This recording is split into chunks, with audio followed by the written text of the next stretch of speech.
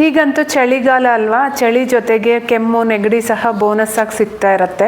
ಬಾಯಲ್ಲಿ ಹಾಕೊಂಡ್ರೆ ಅಂತೂ ಸ್ವಲ್ಪ ಖಾರವಾಗಿ ಗಂಟ್ಲಿಗೆ ಹಾಯಾಗಿ ಅನ್ಸೋ ಅಂತ ಈ ಕ್ಯಾಂಡಿ ಮಾಡೋದು. ನಾನಿಲ್ಲಿ 100 ಗ್ರಾಮ್ ಅಷ್ಟು ಶುಂಠಿನ ತಗೊಂಡು ಮೇಲೆ ಸಿಪ್ಪೆ ಬಿಡಿಸಿ ಸಣ್ಣದಾಗಿ ಕಟ್ ಮಾಡ್ಕೊಂಡು ಒಂದು ಮಿಕ್ಸರ್ ಜಾರಿಗೆ ಹಾಕೊಂಡು 10 ಕಾಳು ಮೆಣಸು 2-3 ಲವಂಗ ಸಹ ಹಾಕೊಂಡು 2 ರಿಂದ 3 ಸ್ಪೂನ್ ಅಷ್ಟು ನೀರು ಹಾಕೊಂಡು ಇದನ್ನ ನುಣ್ಣಗೆ ರುಬ್ಕೊಂಡು ಈ ರೀತಿ ತೆಳುವಾಗಿರೋ ಬಟ್ಟೆಗೆ ಹಾಕೊಂಡು ಸ್ಟ್ರೈನ್ ಮಾಡ್ಕೊಂಡ್ರೆ ಶುಂಠಿ ರಸ ಎಲ್ಲ ಕ್ಲೀನ್ ಆಗಿ ಬಂದ್ಬಿಡತ್ತೆ. ಸ್ಟವ್ ಮೇಲೆ ಬಾಣಲಿನ ಇಟ್ಕೊಂಡು 1/4 ಕಪ್ ಅಷ್ಟು ಶುಂಠಿ ರಸಕ್ಕೆ 1/2 ಕಪ್ ಅಷ್ಟು ಬೆಲ್ಲನ ಹಾಕೊಂಡು ಇದ್ರೆ ಸ್ವಲ್ಪ ಬ್ಲ್ಯಾಕ್ ಸಾಲ್ಟ್ ಇಲ್ಲಾಂದ್ರೆ ನಾರ್ಮಲ್ ಸಾಲ್ಟ್ ಹಾಕೊಂಡು ಇದನ್ನ ಚೆನ್ನಾಗಿ ಕುದಿಸ್ಕೋಬೇಕು.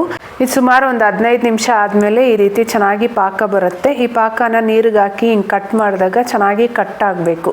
ಈ ರೀತಿ ಮಾಡ್ಕೊಂಡ್ರೆ ಕ್ಯಾಂಡಿನ ಬಾಯಿಗೆ ಹಾಕೊಂಡಾಗ ಅಂಟ್ಕೊಳ್ಳೋದಿಲ್ಲ. ನಾನು ಇದನ್ನ ಸ್ಪ್ರೆಡ್ ಮಾಡ್ಕೊಳ್ಳೋದಿಕ್ಕೆ ಆಡಿ ಎಕೋಬೇಕ್ ಶೀಟ್ನ ತಗೊಂತಾ ಇದ್ದೀನಿ. ನನ್ಗಂತೂ ಇದು ತುಂಬಾ ಯೂಸ್ಫುಲ್ ಅನ್ಸುತ್ತೆ. ಮತ್ತೆ ಸಹ ವಾಶ್ ಮಾಡಿ ಯೂಸ್ ಮಾಡ್ಕೋಬಹುದು. ಇನ್ನ ಮಾಡಿಟ್ಕೊಂಡಿರೋ ಪಾಕನ ಈ ರೀತಿ ಬೇಗ ಸ್ಪ್ರೆಡ್ ಮಾಡ್ಕೊಂಡ್ಬಿಡ್ಬೇಕು, ಇಲ್ಲ ಅಂದ್ರೆ ಗಟ್ಟಿ ಆಗೋಗುತ್ತೆ. ಕೇಸ್ ಗಟ್ಟಿ ಆಯ್ತು ಅಂದ್ರೆ ಲೈಟ್ ಆಗಿ ಬಿಸಿ ಮಾಡ್ಕೋಬಹುದು ಅಥವಾ ಬಿಸಿ ನೀರಿನ ಪಾತ್ರೆ ಮೇಲೆ ಇಟ್ಕೊಂಡು ಸಹ ಹಾಕೋಬಹುದು. ಈ ಪ್ರೋಸೆಸ್ ಮಾತ್ರ ಸ್ವಲ್ಪ ಕಷ್ಟ ಅನ್ಸುತ್ತೆ, ಬಟ್ ಟೇಸ್ಟ್ ವೈಸ್ ಮಾತ್ರ ಸಖತ್ತಾಗಿತ್ತು.